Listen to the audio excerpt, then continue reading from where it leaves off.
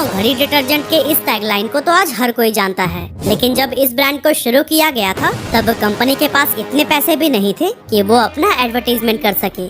इसीलिए दो भाइयों ने हिम्मत जुटाई और कभी पैदल तो कभी साइकिल से इसे घर घर जाकर बेचना शुरू किया। लेकिन जब घड़ी डिटर्जेंट मार्केट में आया तब इसे एक तरफ से निरमा से टक्कर मिल रही थी, तो वहीं दूसरी तरफ इसके सामने हिंदुस्तान यूनिलीवर जैसा बड़ा जायंट सर्फ और व्हील के साथ में खड़ा था। लेकिन फिर घड़ी ने ऐसा किया क्या कि ये आज इंडिया का one of the largest detergent brand बन गया। आखिर इस कंपनी ने कौन कौन से स्ट्रेटेजीज अपनाई और ये सफर कितना स्ट्रगल से भरा रहा, चलिए सब कुछ जानते हैं आज के इस वीडियो में। पर इसकी शुरुआत वर्ल्ड वार 2 के टाइम पर ही हो गई थी, लेकिन तब यह इंडियंस की पहुंच से काफी दूर था। लेकिन फिर आजादी के 10 साल बाद यानी 1957 में स्वास्तिक ऑयल मिल्स नाम की एक कंपनी ने सिंथेटिक डिटर्जेंट बनाना शुरू किया और इस तरह से भारत में इसकी शुरुआत तो हो गई, लेकिन अब भी यह बहुत ही कम घरों में अपनी जगह बना पाया था। उन्होंने सोचा कि क्यों ना अपने पिता के व्यापार को आगे बढ़ाया जाए, जो कि उस समय ग्लिसरीन से साबुन बनाने का काम किया करते थे।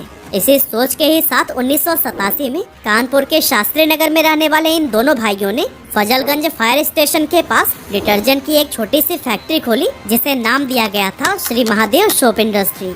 और फिर इसी फैक्ट्री में ही बनाया गया सबसे पहला घड़ी डिटर्जेंट पाउडर। अब दोस्तों, फजलगंज की ये फैक्ट्री भले ही छोटी थी, पर इन भाइयों के अरमान काफी बड़े थे, इसीलिए वो पूरी मेहनत और जुनून के साथ काम में जुट गए। हालांकि लंबे समय तक उनका व्यापार नहीं चल पाया, क्योंकि उनके सामने निरमा और हिंदुस्तान यूनिलीवर के व्हील जैसे कई सारे पॉपुलर प्रोडक्ट्स थे, जिन्हें पछाड़कर आगे निकल पाना बिल्कुल भी आसान नहीं था। हालांकि इस बात का अंदाजा उन्हें पहले से ही था, इसीलिए उन्होंने कभी भी धैर्य नहीं खोया और दुकानदारों से लेकर गली मोहल्ले में लोगों को डिटर्जेंट खरीदने के लिए मनाते रहे। हालांकि जब काफी कोशिशों के बाद भी मुनाफा नहीं हो पा रहा था, तो वो समझ गए कि उन्हें कुछ ऐसा करना होगा जो बाकी की कंपनीज नहीं कर रही हैं। उस दौर में जहाँ ज्यादातर वॉशिंग पाउडर पीले या फिर नीले रंग के होते थे, इन्होंने सफेद रंग का वॉशिंग पाउडर बनाकर बाजार में उतारने का फैसला किया। इसके अलावा ज्ञानचंदानी ब्रदर्स ने एक मजबूत और जुबान पर चढ़ जाने वाली टैगलाइन भी दी, पहले इस्तेमाल करें फिर विश्वास करें। ये टैगलाइन लोगों को बहुत पसंद आई और उन्होंने सोचा कि जब कंपनी को अपने प्रोडक्ट पर इतना भरोसा है, तो फिर क्यों ना इसे हम एक बार आजमा कर ही देखें। और फिर जब लोगों ने इसका इस्तेमाल किया तो इस डिटर्जेंट की भर भर के झाग और सफेदी लोगों को खूब पसंद आई। अब कंज्यूमर्स का भरोसा इस प्रोडक्ट पर बढ़ने लगा और धीरे धीरे कानपुर समेत आसपास के इलाकों में भी घड़ी का वॉशिंग पाउडर और केक पॉपुलर होने लगा। कानपुर में मिली सफलता के बाद इसके फाउंडर्स ने सोचा कि क्यों ना इसे पूरे यूपी में डिस्ट्रीब्यूट किया जाए, क्योंकि ऑब्वियसली यह इंडिया का सबसे बड़ा स्टेट जो है। आपको बताते चलें कि टोटल एफएमसीजी सेल्स का 17% कंट्रीब्यूशन सिर्फ यूपी से ही होता था। ऐसे में एक्सपेरिमेंट करने के लिए इससे अच्छी मार्केट तो कोई हो ही नहीं सकती थी। लेकिन दोस्तों, अच्छी होने के साथ साथ ये एक टफ मार्केट भी था, क्योंकि यहाँ डिमांड हाई होने की वजह से कंपटीशन भी बहुत ज्यादा था। ऐसे में घड़ी ने इस प्रॉब्लम से निपटने के लिए एक बहुत बड़ा स्टेप लिया, क्योंकि जहां बाकी कंपनीज अपने डिस्ट्रीब्यूटर्स को सिर्फ 6% तक का कमीशन दे रही थी, घड़ी ने इसे बढ़ाकर 9% देना शुरू कर दिया। अब ज्यादा कमीशन का असर ये हुआ कि दूसरी कंपनीज के प्रोडक्ट्स के मुकाबले डिस्ट्रीब्यूटर्स घड़ी को ज्यादा प्रेफर करने लगे और यही वजह थी कि घड़ी की अवेलेबिलिटी और विजिबिलिटी मार्केट में बहुत ज्यादा बढ़ गई और अब ये गली मोहल्ले की हर छोटी से छोटी दुकान पर इजीली मिलने लगा था, जिससे कंपनी की सेल्स बहुत तेजी से बढ़ने लगी। लेकिन दोस्तों, ज्यादा कमीशन देने का मतलब यह भी था कि घड़ी को अब बहुत कम प्रॉफिट के साथ में अपना बिजनेस रन करना पड़ रहा था और इनके सामने लॉस में जाने का भी खतरा मंडराने लगा।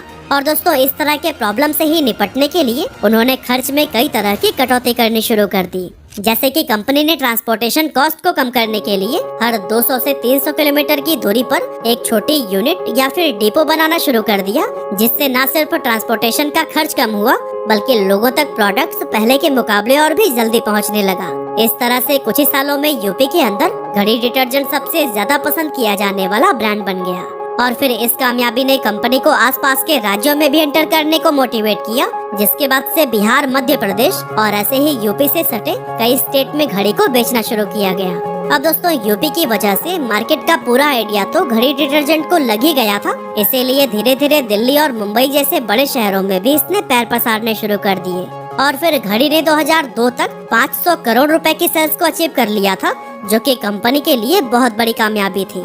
इसके बाद से कंपनी ने और भी कई सारे प्रोडक्ट्स को बनाना शुरू कर दिया और ये एफएमसीजी मार्केट में अपनी प्रेजेंस को स्ट्रॉन्ग बनाने में लग गए। ज्ञानचंदानी ने अपनी सभी प्रोडक्ट्स को एक दूसरे के साथ इंटीग्रेट करने के लिए साल 2005 में श्री महादेव सोप इंडस्ट्री का नाम बदलकर रोहित सर्फेक्टेंट्स प्राइवेट लिमिटेड यानी कि RSPL कर दिया, ताकि इनके ऑपरेशंस को आसान बनाया जा सके।